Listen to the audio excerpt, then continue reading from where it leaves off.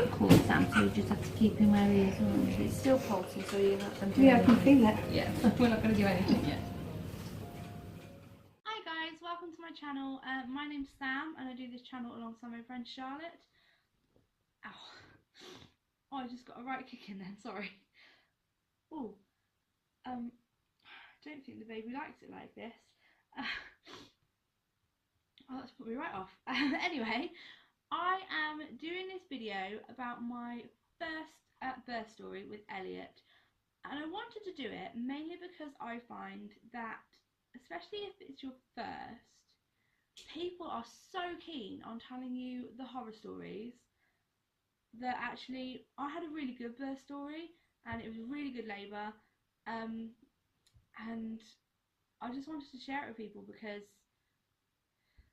it's just, yeah, I think there's too much hype on the bad stuff and not enough on the good stuff. And what's wrong with saying you had a good birth? Doesn't mean labour was easy. It's the hardest thing I've ever bloody done, but my birth was actually really good. So yeah, I wanted to share that with everyone. Because when I was pregnant with Elliot, I kind of just chose to ignore everybody and everything. I didn't read too much into birth and birth stories and this, that and the other. I kind of went into it with a blank mind almost, and no expectations. I do think what helped me a lot is I booked onto one of my local hospitals birth courses, and the lady, one of the midwives that ran it, did specialise in hypnobirthing. I didn't do hypnobirthing like as a separate thing, but she mentioned it and I kind of understood it and I did watch a few YouTube videos on hypnobirthing, and kind of got that into my head. And I just found that understanding the process made it easier for me because I knew what my body was doing.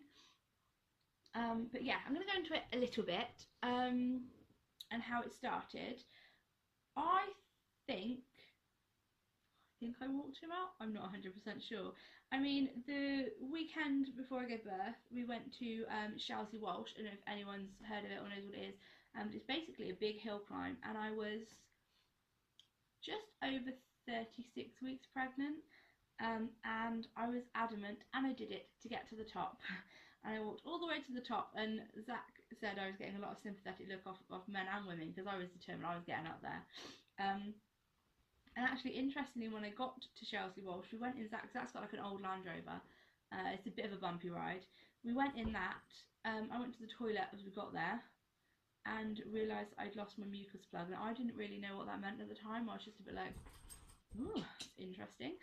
But yeah, it was all good. Lost a mucus plug, but I know that can happen. Like, some people lose a little bit of time, some people use all of it, but it doesn't actually mean you're going to give birth that day. It still could be weeks. In the same week, I went to IKEA. I think I was about 37 weeks pregnant at this time. And I had like a leisurely walk around IKEA.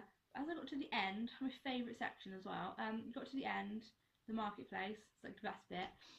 I went really faint, really dizzy, and my hands just like puffed up like balloons out of nowhere. So I just like chilled out for a bit, went and got some lunch, rang triage because feeling a bit like, just feeling a bit, I don't know, not myself. And they weren't particularly worried, and they just said, oh no, it's fine, go home and rest, blah blah blah. And I remember I got home to my mum's, who lives about 40-45 minutes away from me, and I don't really remember driving home. I just felt rubbish. Yeah, so I got home and pretty much went to bed. The next day woke up, still didn't feel great. I kept getting swelling like on and off. I didn't have like a continuous swelling, it just kept going on and off, kept feeling rubbish. I just felt not right. I didn't feel terrible, but I just didn't feel right. Rang triage again, weren't interested, didn't want to see me, so they said ring your doctor. So I went to the doctors that day. She checked the baby was fine. She did my blood pressure was a bit high, and then she said something about edema, still not 100% sure what it is. She said I had a high edema. From what I understand is, because Elliot then was engaged, he was actually like crushing my blood supply, I think. Which, yeah, obviously in turn gave me a high blood pressure and I didn't feel great. So she booked me an appointment at the hospital. Now, we didn't go to triage. We went to like, kind of like a maternity ward thing where you saw, there was like a doctor and someone else in there. They basically did all the tests the doctor did and said the same thing. So I do monitor for a bit and all that jazz. And we were there for ages because we could not leave until the doctor would let us go. So they basically said, yeah, I had a high blood pressure, and because we live about 40-45 minutes away from the hospital, they wanted me to go back each day to get my blood pressure checked. They were going to send a midwife out to me. So I was like, yeah, that's fine. That's fine for me, I'm at home. Got home that night, and I went to bed at 9 o'clock, the best bit. Woke up at 10, really, really needing a wee. And as I was walking down the stairs, our bathroom's downstairs, really inconvenient when you're heavily pregnant. I was walking downstairs and I could just feel this wetness trickling down my leg, and I was like, how embarrassing. I'm weeing myself and I can't control it. Zach's going to think that's not great. Got to the toilet and it literally just, thank God I was on the toilet, because I didn't realise how much water there was in there. Excuse me. An arse in my ribs and it's just not great. So yeah, lots of water's in the toilet. I then went upstairs to tell Zach about it, and being a bit naive, I didn't realise waters just kept coming. They just kept coming. So he had to go downstairs, grab the washing up bowl. It was like the only thing we could think of at the time. I was stood over this washing up bowl, was all coming out. Popped a towel on the bed. I then rang the maternity ward. They were lovely actually. And obviously with your first baby, they want you to stay at home as long as possible. So they booked me an appointment for 10:30 the next day. Now this wasn't in the maternity ward. My hospital has got a birth centre, which is what I really, really wanted. So yeah, they booked me in for 10:30 the next day, and as long as everything was fine, they were going to see me then. I actually then went back to bed for probably a couple of hours, had light contractions but nothing to worry me. And they woke me up then at midnight, and they still weren't bad. I remember then I spent a lot of time on my knees over my ball watching Catching Up on the Great British Bake Off, as you do. So yes, I rang them again later on the next morning, because my contractions were like 3 minutes apart. Now, I don't know what they're meant to be, but they're about 3 minutes apart. I was in the bath. And they basically said to me, if you can hold on to 10:30, hold on to 10:30. So I was like, okay, give it a go, hold on to 10:30. I definitely had the clear out. I was sick all over the living room floor. But luckily Zach was nice enough to clean that all up. We arrived at the hospital at 10:30. We went into the birth centre. It's not a very long walk, but when you're in labour, walking isn't great. I was waddling into the hospital like, ooh. So I got in there, they did a few checks, and I was already 10 centimetres at that point. So they were like, well, well done, you've done like that much at home. So I was like, great, the baby's coming. Took longer than I thought. So I started off in this little room, and I was really disappointed because I was like, oh, I wanted a water birth, and there's no room in here for anything to put water in. But they moved me into another room, and they got me some toast. I got told off because I had something low in my urine, I hadn't eaten enough, but trust me, eating was the last thing I thought of. So yeah, the contractions, they were, at this point, they were getting really strong. Like, I dealt with them at home fine, not like, oh, they were great, but I managed to just get in the zone and like block them out. At this point, I was then allowed to get into the water, and I think I started on the gas and air like pretty soon. I left it until the point where I could not take any more. And before I went to the hospital, because at the birth centre you can only have gas and air, and then can't think of it off the top of my head. but there's the injection they give you. I think it begins with P or something. Now they can give you that, but you can't have an epidural or anything. So in my head I was like, right, you're not getting anything else. You're having gas and air. So get on with it, love. So I did. So at this point it was me and Zach, and it's tricky because I don't remember all of it. I was in and out in my own little space. Charlotte was at work this day and had to get to me. She was trying to get to me on time. I'm not sure when she arrived, but she was there for a good amount of time. But unfortunately for her, by the time she did arrive, I was completely zoned out, like into it. I remember her coming in the room, but I didn't really speak to her apart from that. She was at my back end because she's a lucky girl, pouring water onto my back. My back felt like it was going to snap in two, and I think that was worse than the contractions. But it's so bad. It felt like it was going to snap in two, especially when I swear you feel your pelvis move apart when that baby's head comes through. Oh my god. So Charlotte was putting water on my back, and she stopped, and I was like, more water. So she did that. Zach was at my front, continuously drinking tea from what I can remember. I think at one point too I was offered an ice pop, but I don't think I ate it all. Too much to concentrate on. But I basically just remembered what the woman told me. I let my body do everything. I probably pushed about 4 times. I did 4 pushes and that was it. But I remember it was getting really painful. And she said about pushing, and I did 1 or 2 pushes, and she was like, oh, the head's nearly there, and I was just like, what? Nearly there? Like, when's this thing coming? Ow, ow. It's hard because I swear hormones make you forget, but I remember it being bloody painful. Yeah, definitely painful. I found it easier the whole time. By this point, I think my labour was about 16 or 17 hours long, and I spent probably about 14 hours of it on my knees. My knees were sore. But she said to me just before he came out, you can sit down and you can watch him come out. I couldn't. I sat down. I was like, can't do it. Had to get back on my hands and knees. It was the most comfortable place to be.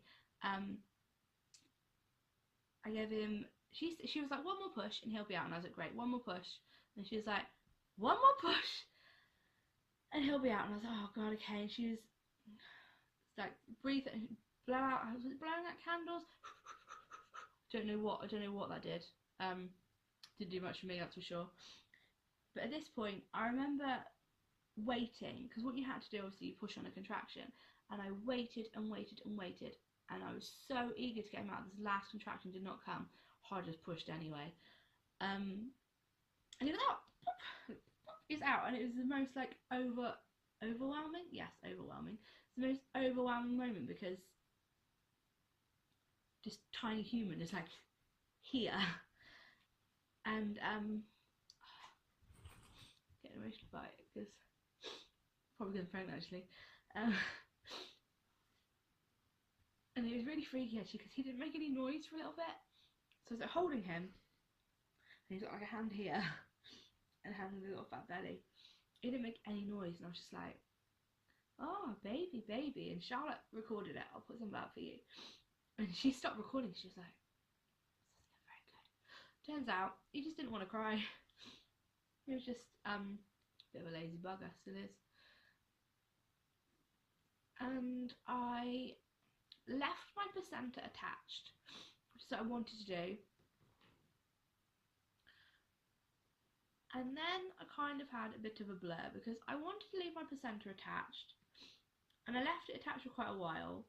And I remember Zach cutting the cord, and I was with the baby for a bit in the pool, and all of a sudden they are jabbing needles in my arm and trying to get me out. And what I didn't realise was I didn't bleed much when Elliot came out, and then I kind of had like a rush of blood after, and obviously when you sat in water it looks worse. And I think they gave Charlotte the baby because Zach was a bit like, is this meant to be happening? 2 seconds. Sorry, my oven was beeping to tell me my tea's ready. Yeah, so they were getting me out. I wanted the placenta to come out naturally. It didn't want to. I ended up having 2 injections in the end. Try and get it out. Oh god, it's the most debilitating thing. I sat on the toilet and basically had the midwife underneath me, ready to catch it like it's a rugby ball. It's the most bizarre thing. And it's not. She said to push, but it's not like the baby. Like, you don't feel it coming. I didn't feel it coming anyway. I was just a bit like, well, what's happened to me? I feel like I've been hit by a bus. But got it out. All was fine. And then what did they do next? I think they cleaned me up, and obviously they check out your fairy. And at this point she was like, oh, you need some gas and air for this. And I was thinking, can I just push the baby out of there, love? I do not need gas and air for you to look at my fairy. Oh my god, I think it was the worst bit. They like clean you up, but kind of invasively clean you up. Like they were right in there giving it a scrape around. I was very lucky. I had no tears or anything, and I feel like, I don't want to be like, oh, I did an amazing job. I feel like for me, just listening to my body really worked. And I think that's probably the reason why. I listened to my body, listened to my midwife, who was really good. Like on the birth centre, they, in a way, kind of let you get on with it. So I was just doing it. I was just letting it carry on. That was great. That was all sorted, and then after that, I was done. I was done. So Elliot was born at 2:18. So I went into labour at 10 o'clock the night before. He was born at 2:18 the next day. I was 37 weeks and 2 days, and he was £7 14 and a half ounces. So he was a good size for the time I gave birth. And then after that, the nice thing about the birth centre was we didn't have to go on a ward with anybody, and because no one was coming in after me at that point, we were allowed to stay in there, and the room was lovely. You'll see it on the thing. You get your own room. I was then able to have a shower. I lay with Elliot for a bit. Charlotte had to get back to her baby, but I had a chat with her for a little bit. My mum and my sister visited, and then we were allowed home at, I think it was about 9 or 10 at night, because I wasn't allowed to leave until I could do 200 ml of urine. That's actually quite a lot. I was like, oh god, I'm never going to get out of here, I'm never going to wee enough. But apart from that, like, Elliot had his checks, everything was good. And I would consider that to be like, if my second birth goes like that, I will be really happy. It's definitely what I want again. I definitely want to have a natural labour. This time I am under a consultant because of my low PAP-A score, which is to do with my placenta. It's not very good apparently, but I mean it seems to be doing alright. I'm growing a big baby again, so I think it'll be fine. But it's definitely what I'd like to do again. What I'm going to do is I'm going to pop parts of my birth video in this for you so you can watch it, have a look. But I hope that anyone who's nervous or on the first time, or maybe you've had a bad experience first time round on the second, that it just maybe gives you just a bit of confidence. Like I was really happy with it, and I just think it's unfair that people come up like, oh, my birth was terrible, my fairy ripped apart and they were pulling them out with this and doing that, and then this happened and that happened, and so had this, and it's not how it goes always. Like you can have a good labour, and hopefully a lot of people do. So yeah, but thank you very much for watching. I really don't know if I blabbed a lot or not during that, because I was just like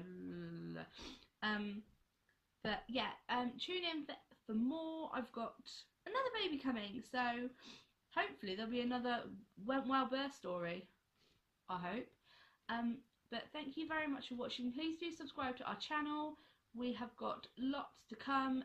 When this video is up, actually we will be in Disneyland Paris. So we will be putting those up after when we get back, so that is going to be a good watch. So thank you very much. Oh, it's exactly out. Look, here it is. Oh my god. That's it, keep your body in the water. That's it, beautiful, well done. Congratulations. What a fabulous bear. Oh, that was beautifully done. Not a drop of blood on you there, that's fabulous. Takes them a little while to realise it.